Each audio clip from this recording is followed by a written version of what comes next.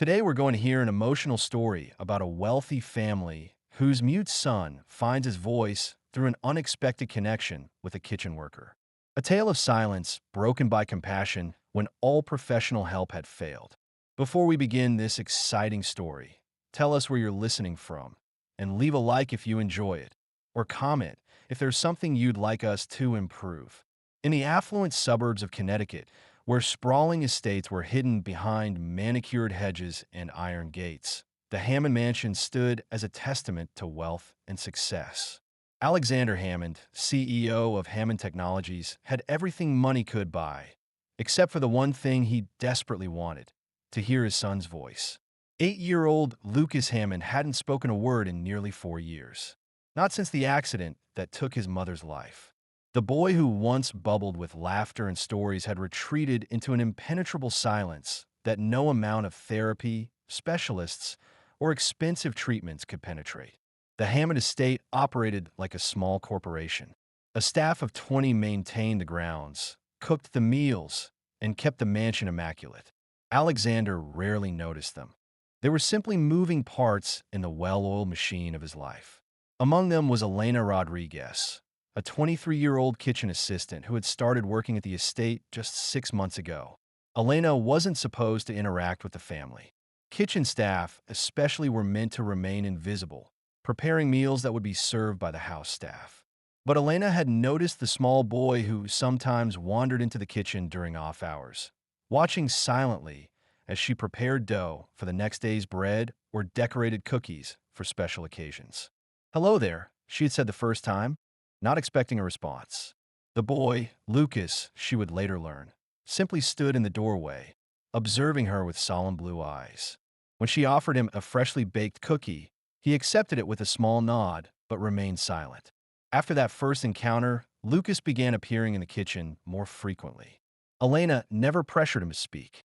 Instead, she filled the silence with gentle chatter about the food she was preparing, stories about her grandmother's recipes from Mexico, or simple observations about the changing seasons visible through the kitchen window. Alexander Hammond first became aware of these interactions when his son's therapist, Dr. Bennett, mentioned that Lucas had been spending time in the kitchen. "Sir, I believe one of your kitchen staff has been allowing Lucas to observe her work," Dr. Bennett said during their weekly meeting. "Your housekeeper mentioned it. While I understand this violates your household protocols, I'm curious about Lucas's interest." Alexander frowned. "Which staff member?" "I believe her name is Elena. She's relatively new." Alexander made a mental note to speak with his house manager about enforcing boundaries, but Dr. Bennett continued, "Before you take any action, I'd like to observe these interactions. Lucas has shown more engagement in his art therapy sessions recently. He's been drawing kitchens and food preparation scenes. It's the first consistent interest he's demonstrated in years." Reluctantly, Alexander agreed. The next day, hidden from view, he and Dr. Bennett watched through the security feed as Lucas entered the kitchen. Elena was kneading dough, flour dusting her forearms. She smiled when she saw him, but didn't stop her work. "Good morning, amiguito," she said warmly. "I'm making pan dulce today. My abuela taught me when I was about your age." Lucas moved closer, watching intently. "Would you like to help?" Elena asked, not expecting a response. To both observers' surprise, Lucas nodded. "Okay, wash your hands first. Food safety is rule number one in any kitchen." They watched as Lucas obediently washed his hands at the sink, then returned to the counter where Elena showed him how to shape the dough. "See? Just like this, she demonstrated her movements patient and unhurried. It doesn't have to be perfect. My abuela always said that imperfections in the bread are where the love gets in."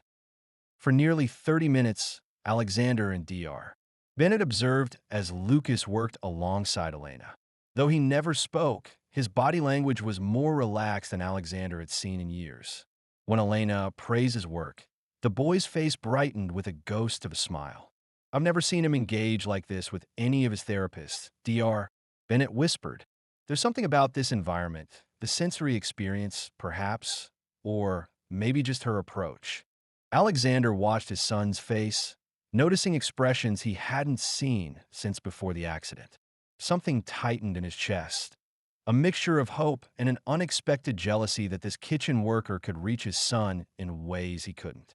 Over the following weeks, Alexander permitted these kitchen sessions to continue. Dr. Bennett began incorporating cooking activities into Lucas's therapy, but the boy responded differently there.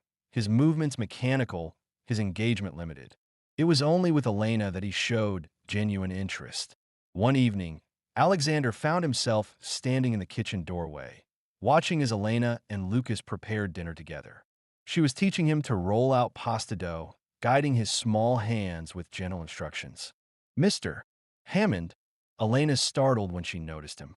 I'm sorry, I didn't. It's fine, Alexander said, his voice softer than usual. Please continue. Elena nodded uncertainly, returning her attention to Lucas and the pasta. Alexander observed their interaction, noting how she spoke to his son, not with the careful, clinical approach of his therapists, but naturally, as if his silence were simply another way of being rather than a problem to be fixed.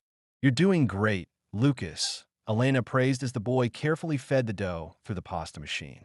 Your noodles are going to be perfect for the fettuccine. Are you enjoying our story? Tell us where you're watching our videos from, leave your city in the comments, and let us know what else you like to hear. Suggest a story for us. When the pasta was complete, Elena turned to Alexander. Would you like to join us for a taste test, Mr. Hammond? Lucas made this batch entirely himself. Alexander hesitated, feeling strangely out of place in his own kitchen. I shouldn't interrupt your work. It's no interruption, Elena replied. Right, Lucas? Lucas looked up at his father and nodded, gesturing to a stool at the counter. The invitation, though silent, was clear. Awkwardly, Alexander sat down. In all his wealth and power, few things made him as uncomfortable as this simple moment with his son and a kitchen assistant. Elena quickly boiled a small portion of the fresh pasta, dressed it with olive oil, parmesan, and herbs, then served it on 3 small plates.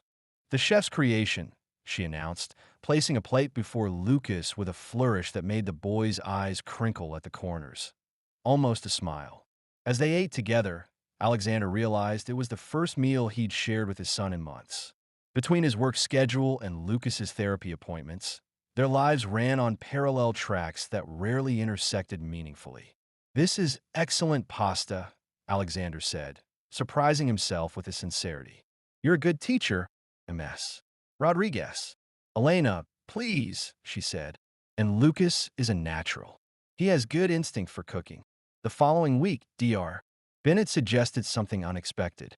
I'd like to try integrating some of your regular household activities with Lucas's therapy.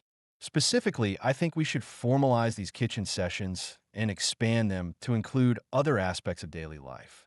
Are you suggesting my son needs cooking lessons rather than speech therapy? Alexander asked, his tone sharp.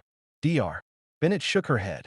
I'm suggesting that Lucas is responding to something in those interactions that we should study and incorporate. He's engaging with his environment in the kitchen. He's communicating non-verbally. That's progress we haven't seen elsewhere. Alexander reluctantly agreed, and a new schedule was created. 3 times a week, Lucas would spend time in the kitchen with Elena, with Dr. Bennett occasionally observing. Other household staff were instructed to accommodate these sessions and report any changes in Lucas's behavior. What no one anticipated was the gradual transformation that began to unfold. Lucas started carrying a small notebook, drawing pictures of food he wanted to help prepare. He began following Elena around the kitchen, mimicking her movements, absorbing her techniques. And most significantly, he started bringing his kitchen-made creations to share with his father. One evening, after a particularly difficult day at work, Alexander returned home to find Lucas waiting for him in the foyer, holding a plate of cookies. The boy's face was solemn as he held out his offering. Did you make these? Alexander asked, taking one. Lucas nodded, watching intently as his father took a bite. It's delicious, Alexander said, surprised by the perfect balance of chocolate and salt. Thank you, Lucas. For a brief moment, something flickered in the boy's eyes, a connection that Alexander hadn't felt in years. It was small, but it was real. That night, Alexander called Dr. Bennett. Something's happening, he said. I don't know what exactly, but something's changing with Lucas. I agree, she replied. The kitchen environment seems to be creating a space where he feels safe enough to begin connecting again. It's not just about cooking, it's about the relationship he's forming there. The relationship. Alexander hung up the phone, turning those words over in his mind. He'd spent hundreds of thousands of dollars on specialists, therapies, and treatments, but he'd never considered that what Lucas might need was simply a relationship where he felt safe, understood, and accepted without pressure to be different than he was. As summer turned to fall, Lucas's engagement continued to expand beyond the kitchen. He began leaving drawings for the gardener, showing plants he wanted to grow. He started following the maintenance man, watching repairs with curious eyes. Most surprisingly, he began sitting in Alexander's home office in the evenings, quietly drawing while his father worked. Elena remained the only person with whom Lucas showed consistent, purposeful interaction. Alexander found himself both grateful for and troubled by this fact. One evening, after Lucas had gone to bed, he asked Elena to meet him in his study. I want to understand, he said once she was seated across from him. What are you doing differently? Why does he respond to you? Elena looked uncomfortable. I don't think I'm doing anything special, Mr. Hammond. I just treat him like a person, not a problem to solve. And I don't. Alexander's voice carried an edge. I didn't mean. Elena paused, gathering her thoughts. When Lucas comes to the kitchen, I don't expect him to speak. I don't wait for it or watch for signs of it. We just exist together. Maybe that's restful for him. Alexander leaned back in his chair, considering her words. The therapists say he's capable of speech. Physically, there's nothing preventing it. I believe that, Elena said. But maybe he'll speak when he has something he needs to say, not because we need him to say something. The simplicity of her perspective struck Alexander. Had all the specialists, with their techniques and therapies, been focusing so much on getting Lucas to speak that they'd forgotten to listen to what his silence was saying? As Thanksgiving approached, the Hammond estate began preparations for the annual family gathering. Alexander's parents, his sister, and her family would be coming for the 4-day weekend. Lucas had always struggled with these gatherings, often retreating to his room for most of the visit. Perhaps we should consider a modified schedule this year, Dr. Bennett suggested during their session. The progress Lucas has been making is significant but fragile. Too much disruption could set him back. My family expects to see him, Alexander replied firmly. And it might be good for him to practice these new engagement skills with people beyond the household staff. Dr. Bennett looked doubtful, but didn't argue further. The day before Thanksgiving, the kitchen was bustling with activity. The chef had planned an elaborate menu, and Elena and the other kitchen staff were busy with preparations. Lucas appeared in the doorway, looking overwhelmed by the commotion. Hey, amiguito, Elena greeted him warmly. It's a little crazy in here today, isn't it? Would you like to help me with something special?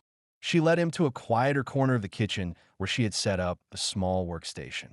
I thought we could make pan de muerto, bread of the dead. It's traditional for Dia de los Muertos, which was earlier this month, but it's still a beautiful way to remember people we love who aren't with us anymore. Lucas watched as she explained the significance of the bread, how its shape symbolized bones and tears, how families placed it on altars to honor their deceased loved ones. When we make this bread, we think about our loved ones and put our memories and love into the dough, Elena explained, showing him how to mix the ingredients. Alexander, passing by the kitchen, paused when he heard Elena mention remembering loved ones. He stepped closer to the doorway, listening as she gently guided Lucas through the process of kneading the dough. My abuela used to say that when we bake for someone we've lost, they can smell it in heaven, Elena continued. I like to think my grandmother knows when I'm making her recipes. Lucas's hands worked the dough steadily, his face contemplative. Alexander watched, transfixed, as Elena showed his son how to shape the bread into the traditional form, with pieces representing bones crossed on top. The round shape is like a skull, she explained, and these pieces on top are like bones. Some people add tears made of dough too, to represent the goddess Kaimalma's tears for the living. When the bread was shaped, Elena helped Lucas brush it with an egg wash and sprinkle it with sugar. Now we let it rise one more time before baking. While we wait, would you like to draw a picture of someone you're remembering? I'm going to draw my abuela. Elena set out paper and colored pencils. She began sketching an elderly woman with a kind face, explaining features as she drew. She had these laugh lines around her eyes, crow's feet, some people call them. I always thought they were beautiful because they showed how much she smiled. To Alexander's astonishment, Lucas picked up a pencil and began to draw. From where he stood, Alexander could see the unmistakable shape of a woman's face emerging on the paper. His heart clenched painfully in his chest as he recognized his late wife's features in his son's drawing. Her oval face, her wavy hair, the gentle curve of her smile. Elena glanced at Lucas's drawing. "She's beautiful," she said simply. "Is that your mom?" Lucas nodded, adding more details to the picture. "She has your eyes," Elena observed. "The same shape." Lucas continued drawing, adding a necklace with a small star pendant, his mother's favorite piece of jewelry, one that now sat in Alexander's bedside drawer. Alexander stepped away from the doorway, his vision blurring with unexpected tears. In all the grief counseling sessions, all the therapy appointments, Lucas had never drawn his mother. The specialist had encouraged it, had provided art materials specifically for that purpose, but Lucas had always refused. Yet here, in this quiet corner of the kitchen with Elena, he was finally expressing his memories. Alexander retreated to his office, overwhelmed by emotions he'd kept carefully controlled for years. The next day, Thanksgiving brought the usual flurry of family activity. Alexander's parents arrived first, followed by his sister Rebecca and her husband and children. The house filled with the kind of chaos that only extended family can create. Conversations overlapping, children running through hallways, adults catching up on months of news. Lucas stayed close to Alexander through the initial greetings, his body tense, his eyes watchful. Alexander's mother attempted to hug him, but Lucas shrank back. "Still not talking?" she whispered to Alexander when Lucas was out of earshot. "I thought you said the new therapies were working." "He's making progress," Alexander replied stiffly. "It's just not in the way we expected." During dinner, Lucas sat between Alexander and Rebecca, pushing food around his plate, but eating little. The conversation flowed around him, adults discussing politics, business, and family gossip, while carefully avoiding any direct questions to Lucas that might highlight his silence. When dessert was being served, Elena appeared from the kitchen with a tray of pies. She wasn't supposed to be serving. That was the job of the dining room staff. But the regular server had called in sick that morning. "Pumpkin, pecan, and apple," she announced, placing the tray on the sideboard. Lucas's head snapped up at the sound of her voice, his expression brightening visibly. "Thank you," Alexander said, noticing his son's reaction. "Elena, isn't it?" "Yes, sir," she replied, looking slightly uncomfortable in the formal dining room. "Lucas," Alexander said, "would you like to help MS?" Rodriguez served the dessert. Rebecca looked startled by this break in protocol, but Lucas was already sliding from his chair, moving to Elena's side. Together, they served slices of pie to each guest, Lucas carefully carrying plates while Elena added whipped cream to each serving. "Who is that woman?" Alexander's mother asked in a stage whisper. "And why is Lucas helping to help?" "Elena works in our kitchen," Alexander replied evenly. "She and Lucas bake together sometimes." "Bake together? Is that appropriate?" Alexander felt a flash of irritation. "Dr. Bennett thinks it's therapeutic. Lucas enjoys it." His mother looked unconvinced but said nothing more as Lucas returned to his seat, now with a small smile playing at the corners of his mouth. After dinner, while the adults moved to the living room for coffee, Lucas disappeared. Alexander found him in the kitchen, where Elena was packaging leftovers. "Hey there," Alexander said from the doorway. "You did a good job helping with dessert." Lucas nodded, watching as Elena filled containers with remaining turkey and sides. "Your family seems nice," Elena said diplomatically. "Your sister looks a lot like you." Alexander chuckled. "Rebecca would be horrified to hear that. She spent her life trying to be my opposite." Elena smiled, handing Lucas a container to hold while she spooned cranberry sauce into it. "Siblings are like that sometimes. My brother and I used to pretend we weren't related when we were teenagers." The domesticity of the scene struck Alexander. His son, this young woman, the simple task of putting away leftovers. It felt more like family than the formal dinner they'd just concluded. Would you join us for coffee in the living room? Alexander found himself asking. I think Lucas would like it if you did. Elena looked surprised. That's very kind, but I don't think. Please, Alexander said. As a thank you for all you've done for Lucas. After a moment's hesitation, Elena nodded. Let me just finish up here first. When they entered the living room together, Alexander, Lucas, and Elena, conversation briefly halted. Alexander's mother raised her eyebrows, while Rebecca looked curiously at the kitchen assistant. Everyone, this is Elena Rodriguez, Alexander announced. She works in our kitchen and has been helping Lucas develop his culinary skills. Culinary skills. As if his 8-year-old son were training to be a chef rather than finding his way back from trauma. But Alexander couldn't think of a better way to explain the relationship that had developed. Elena sat somewhat stiffly on the edge of an armchair, declining coffee but accepting a glass of water. Lucas, instead of retreating to a corner as he typically did during family gatherings, sat on the floor near her feet, leaning slightly against the chair. So, Elena, Rebecca began, how long have you been working for my brother? About 7 months now, Elena replied. I started in May. And you're from? Alexander's mother let the question hang. I was born in San Diego, Elena answered pleasantly. My parents came from Mexico, but I'm third-generation American. The conversation continued awkwardly for several minutes, with Alexander's family clearly uncertain how to treat this staff member who had been invited to join their after-dinner gathering. Lucas remained beside Elena, occasionally looking up at her when something interesting was said. Eventually, Alexander's nephew Jake, who was 6, grew bored with the adult conversation and approached Lucas. Want to see my new game? He asked, holding out a handheld gaming device. When Lucas didn't respond, Jake looked confused. Can't you talk? Jake, Rebecca admonished. That's not polite. But I just want to know. Jake persisted. Dad said cousin Lucas doesn't talk anymore because he's sad. Are you still sad? The room fell uncomfortably silent. Alexander opened his mouth to intervene, but Elena spoke first. Sometimes, she said gently to Jake, people don't need words to show how they feel. Lucas communicates in lots of other ways. Jake considered this. Like how? Well, he's an amazing artist, Elena said. He draws pictures that tell stories. And he's becoming an excellent baker. He made bread yesterday that was better than mine. Jake turned back to Lucas with newfound interest. Can you show me your drawings?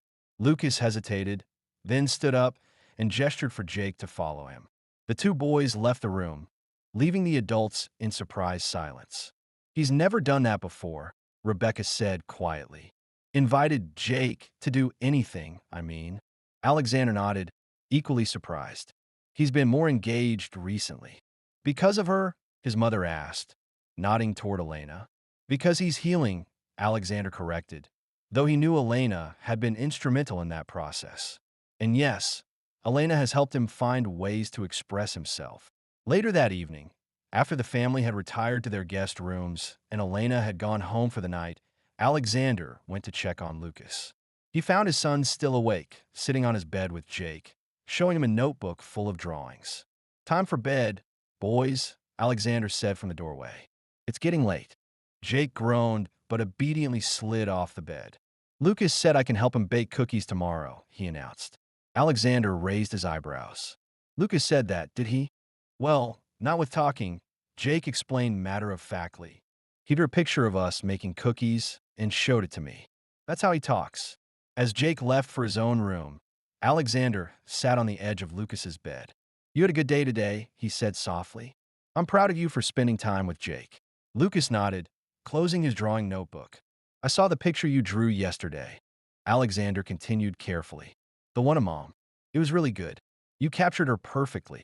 Lucas stilled, then slowly reopened his notebook, flipping through pages until he found the drawing of his mother. He looked at it for a long moment, then held it out to Alexander. For me? Alexander asked, his voice thick. Lucas nodded, pressing the paper into his father's hands.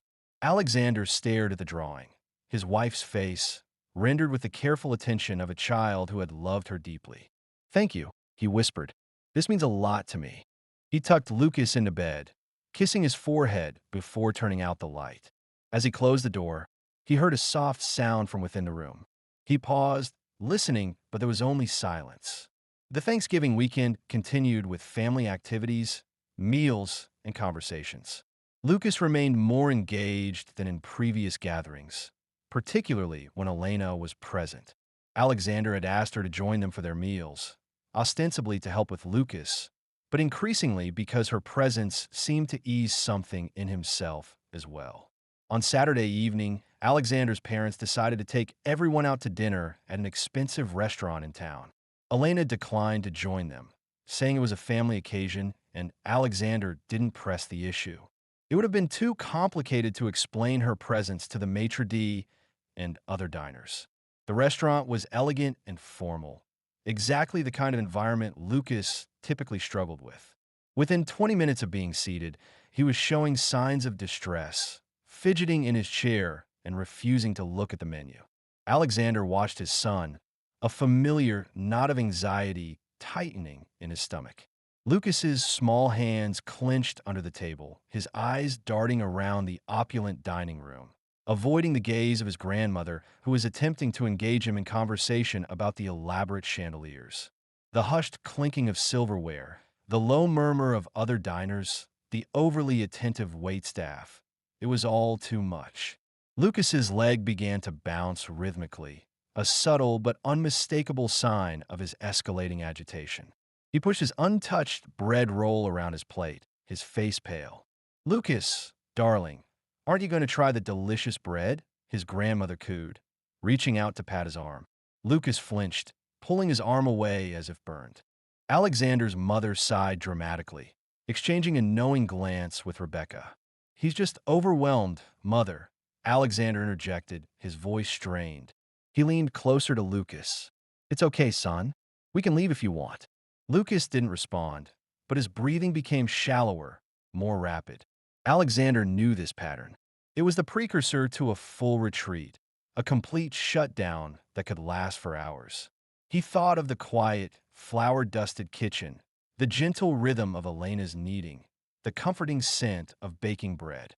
This sterile, formal environment was the antithesis of the safe space Elena had created. Alexander excused himself from the table, pulling Lucas gently by the hand. His family watched, a mixture of pity and disapproval on their faces. "We'll just get some fresh air," he announced, trying to sound nonchalant. Outside the restaurant, the cool night air offered little relief. Lucas stood rigidly beside him, staring blankly at the streetlights. Alexander knelt, trying to catch his son's eye. "Lucas, what do you need, buddy?" he asked softly, but Lucas remained unresponsive. He pulled out his phone, his fingers hovering over Elena's number. It was late, past her working hours, and certainly not her responsibility. Yet, she was the only one who seemed to possess the key to unlocking his son. He remembered her words. "I just treat him like a person, not a problem to solve. And maybe he'll speak when he has something he needs to say, not because we need him to say something." The simplicity of her approach, so different from the complex, expensive therapies, was proving to be profoundly effective. He decided against calling her. This was his responsibility. He had to learn to connect with Lucas on his own terms, to create that safe space himself. He hailed a taxi, and they returned to the mansion in silence.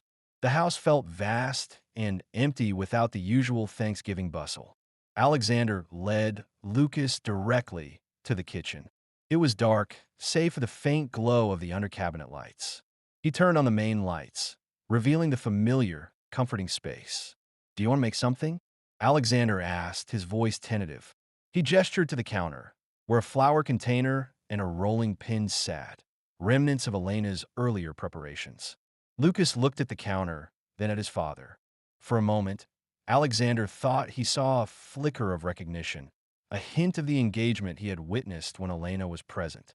But then Lucas shook his head, a small, almost imperceptible movement. He walked over to the large kitchen island, pulled up a stool, and sat down, his back to Alexander, his shoulders slumped. Alexander felt a wave of despair. He had hoped the familiar environment would instantly soothe Lucas, But it wasn't the place alone. It was the presence, the understanding, the non-judgmental acceptance that Elena offered. He realized then that he had been relying on her, perhaps too much, to bridge the gap between him and his son. He had seen her as a tool, another specialist, albeit an unconventional one, to fix Lucas. But Elena wasn't a tool. She was a human connection, a relationship. And that relationship was what Lucas truly needed. He walked over to Lucas, placing a hand gently on his shoulder. Lucas didn't flinch this time. "I'm sorry, son," Alexander murmured. "I didn't understand. I thought. I thought this would be good for you. But I see now." He paused, searching for the right words. "It's okay not to talk, Lucas. It's okay to feel overwhelmed. We'll figure this out together." He sat on the stool next to Lucas, not pushing, not demanding, just being present. He looked around the kitchen, imagining Elena's calm presence, her easy laughter, her patient guidance. He knew what he had to do. He had to learn from her, not just about baking, but about truly seeing his son. The next morning, Alexander made a decision. He called Dr. Bennett, explaining the previous night's events. "I need to understand what Elena does," he told her. "Not just the cooking, but her approach. I need to learn how to be that for Lucas." Dr. Bennett listened patiently. "That's a significant step, Alexander," she said. "It means shifting your focus from fixing Lucas to truly connecting with him. It's a different kind of therapy, one that involves you directly." Alexander spent the rest of the Thanksgiving weekend observing Elena more closely, not just as an employer, but as a student. He watched how she spoke to Lucas, how she anticipated his needs without words, how she celebrated his small victories without fanfare. He saw the genuine affection in her eyes, the complete lack of judgment. He began to mimic her patience, her quiet presence. He started spending more time in the kitchen, not just observing, but participating, learning to knead dough, to chop vegetables, to follow Elena's gentle instructions. Lucas, initially surprised by his father's presence, slowly began to include him in their shared activities, offering him a piece of dough to shape or a cookie to decorate. The silence between them was no longer heavy with unspoken expectations, but filled with the quiet hum of shared purpose and growing understanding. Alexander realized that the therapist hadn't failed. They had simply approached the problem from a clinical perspective. Elena, however, had approached it from a human one, and that made all the difference.